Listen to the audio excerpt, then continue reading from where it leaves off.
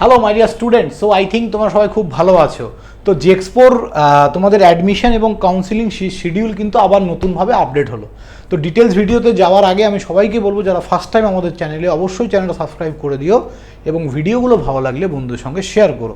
তো দেখো, এখানেও আমি লিখে রেখেছি, আমি তোমাদের নোটিশটাও দেখিয়ে দিচ্ছি। Counselling fee payment and choice filling যেটা ছিল তোমাদের ফার্স্ট ফেজ, সেকেন্ড ফেজ পর্যন্ত তোমাদের হয়ে গেছে, ঠিক আছে। অনেকের সিট এসছে, অনেকের আসেনি। যাদের আসেনি তারা থার্ড ফেজের জন্য ওয়েস্ট করো, আর যাদের চলে এসছে তারা অবশ্যই অ্যাডমিশন নিয়ে নাও, ঠিক আছে। থার্ড ফেজটা হচ্ছে main allotment result of third phase. Third ফেজে যারা তোমরা এখন অ্যাডমিশন নেবে তাদের আর থার্ড ফেজের কোনো ব্যাপার নেই। যারা আপগ্রেড করবে থার্ড ফেজে তাদের কিন্তু রেজাল্ট আসবে 12/8/2026 12 তারিখ, এবং অ্যাডমিশন অফ থার্ড ফেজ যেটা 14 তারিখ পর্যন্ত ছিল সেটা 13 থেকে 17 তারিখ 5 দিন দেয়া হয়েছে। এবার আমি একটা কথা তোমাদেরকে বলি, মন দিয়ে আমার কথাটা শুনবে। যাদের প্রথম ফেজে কলেজ এসছে তারা টাকা দিয়ে আপগ্রেড করেছো, ঠিক তো? এবার সেকেন্ড ফেজে তোমার হয় আগের কলেজটা এসছে বা নতুন কলেজ এসছে, তুমি আবার চাইছো আপগ্রেড করতে। সেক্ষেত্রে ওখানে দেখবে একটা নোটিশ লেখা আছে যে তুমি যদি এই কলেজে অ্যাডমিশন করতে না চাও, তোমার অটো আপগ্রেড হয়ে যাবে, অটোমেটিক তুমি থার্ড কাউন্সিলিংয়ে বসে যাবে। আর যদি এই কলেজে অ্যাডমিশন নিতে চাও তাহলে সিট বুক করো। তাহলে যারা ভাবছো থার্ড কাউন্সিলিংয়ে বসবে তারা কিচ্ছু করবে না, কোনো টাকা পেমেন্ট করবে না। ওখানে টাকা পেমেন্ট করার অপশনও নেই, কারণ তুমি ফার্স্ট কাউন্সিলিংয়ে তোমার রেজাল্ট এসছে, কলেজ এসছে, তুমি টাকা পে করে আপগ্রেড করেছো। সেকেন্ড কাউন্সিলিংয়ে কলেজ এসছে, পছন্দ না, আমি আবার আপগ্রেড করব, আর কেন টাকা পে করব ভাই? তো আপগ্রেডের কোনো অপশান দেয়নি, ওরা বলে দিয়েছে তুমি যদি কোনো রকম কোনো অ্যাকশন না নাও অটোমেটিক তুমি থার্ড ফেজের জন্য আপগ্রেড হয়ে যাবে। এই হলো টাকার গল্প। যাদের ফার্স্ট কাউন্সিলিংয়ে নাম আসেনি কিন্তু সেকেন্ড কাউন্সিলিংয়ে নাম এসছে, তাদের যদি কলেজ পছন্দ না হয় তাদের টাকা দিয়ে আপগ্রেড করাতে হবে, থার্ড ফেজের জন্য। কথাটা বোঝা গেল?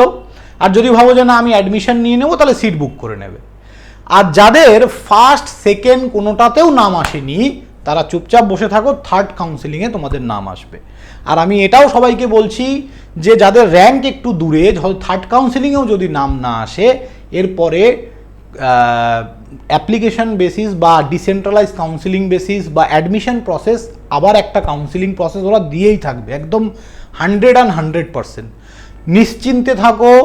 থার্ড কাউন্সিলিংয়েও যদি কাউন্সিলিংয়ে তোমাদের নাম আর না আসে, এরপরেও তোমরা কাউন্সিলিং কিন্তু পাবে, ঘাবড়াবে না কেউ। ওয়েট অ্যান্ড ওয়াচ, আমাদের চ্যানেল ফলো রাখো, আমরা সমস্ত আপডেট তোমাদেরকে দেব।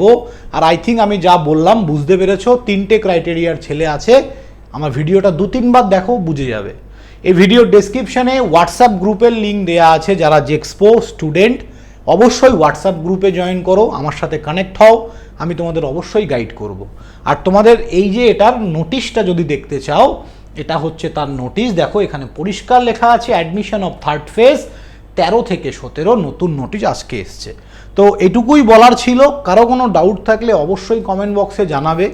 আর স্যার আমার এটা হচ্ছে না, কলেজে এই খোলা আছে কি না, এই ছোটোখাটো ব্যাপারগুলো বারবার কল করবে না, আমাকে একটু হোয়াটসঅ্যাপ করো ভাই, আমিও খুব ব্যস্ত থাকি, আমার প্রচুর পড়ানো থাকে। হ্যাঁ, পড়ানো থেকে একটা কথা মনে পড়লো, যারা ডিপ্লোমা ফার্স্ট সেমিস্টার 15 তারিখ থেকে তোমাদের ব্যাচ শুরু হচ্ছে, অনলাইন অফলাইন বোথ মোডে। অনলাইনে 800 টাকায় পুরো সেমিস্টার, আর যদি অফলাইন পড়তে চাও তাহলে ইজি টু লার্নিং বেলঘরিয়া ক্যাম্পাসে আসতে হবে। 1000 টাকা মান্থলি ফিজে তুমি পড়তে পারো অফলাইনে ডিজিটাল বোর্ডে আমাদের সামনে বসে।